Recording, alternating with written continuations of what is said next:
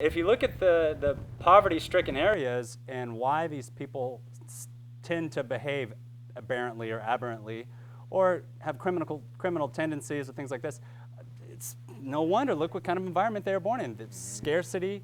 I mean, they had no money. The people that have money are making it illegally. So then, of course, you know, okay, I can be broke and poor, or I can hustle. Yeah. And I can have some money, and I can, you know, have some nice clothes. Isn't that an interesting aspect of social pathology? What it always comes back to. Well, doesn't it always? Always comes back to. I was a part of a men's group the other day, and the first, you know, 5 people that shared was all about money. Yeah, I mean, how many times you have a complaint? My complaints, it's like I can almost tie it into money. Yeah. Speaking of money. Well, first of all, you know, I grew up in New Orleans.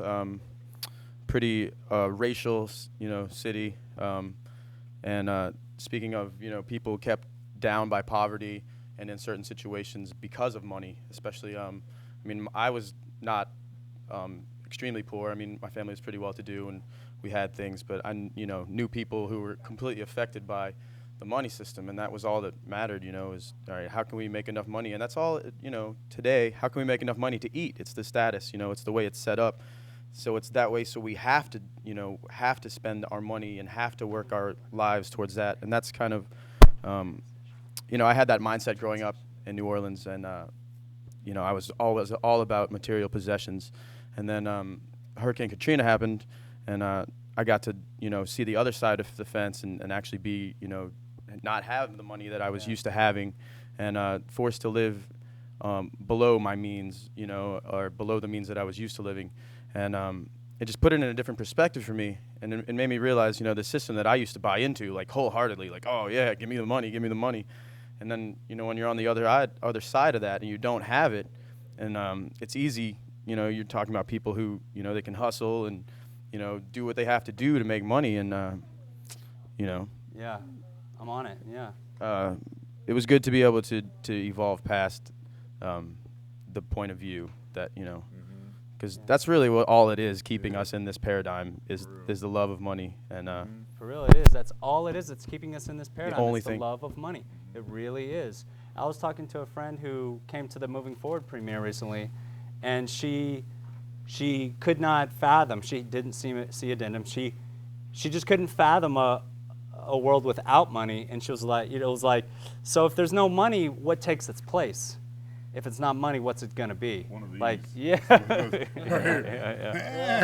Well, it's how that works. It's hard for people to grasp the concept of abundance, like overabundance for everyone, you know, because never know it. They don't, right? And we're told that's not the way it is. They're purposefully scarcity, you know, and you know you have to hustle and make your money, and you know to make your needs, to meet your needs, and you know it's not the way it has to be, and we have to join together and find another way. I mean, there is another way. We're doing it. Right. Join the movement. This is it. This is happening. This is join the movement. An interesting exercise is to either, like anyone that's sitting at home right now, if you're around a computer, when the show finishes, obviously not now, but when the show finishes, go to a news website, like national, local, anything like that, and then look at the top 15, 20 stories or something like that.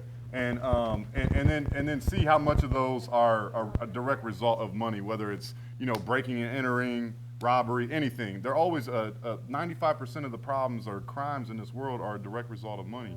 You take that out, and I think you can make the world a lot safer. For real. Immediately.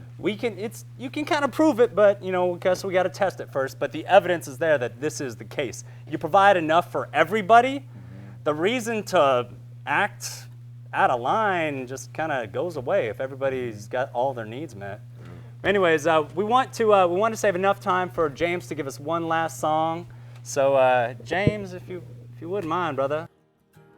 If you're watching, this is my message to you.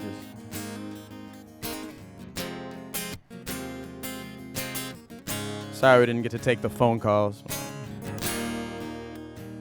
They say it's better to shoot for the stars and hit a mountain than it is to shoot for the mountains and hit the ground.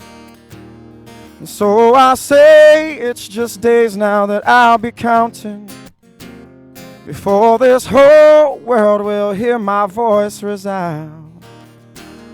'Cause I have a message for you. I have a message for you. I love you. I love you. Even though I may not know your name, 'cause I am you, and you are me. We are the same. You don't know how long that I have been waiting for my chance to share this message with the world. So my prayer is that these words here are resonating in the hearts of every man, woman, boy, and girl. 'Cause this is my message for you.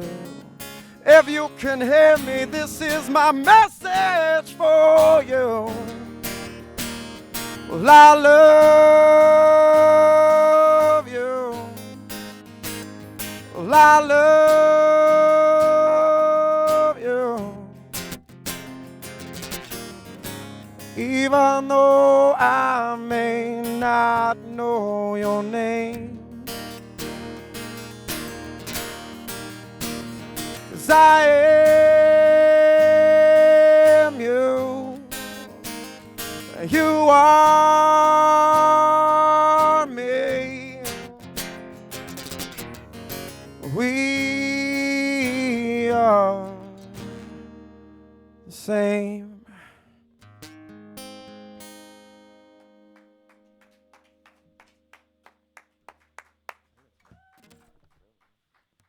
Awesome. Ladies and gentlemen, thank you so much for joining us tonight. This is Mr. James Moran. You can find him online, James Moran Music. What is it? JamesMoranMusic.com. www.reverbnation.com/JamesMoran. Okay, cool. All right, y'all. Tune in next week, same time, same place. ZeitgeistLive.tv, Channel 16, Austin, Texas. Peace. Mwah. Well, I love you. Well, I love you. Even though I may not know your name,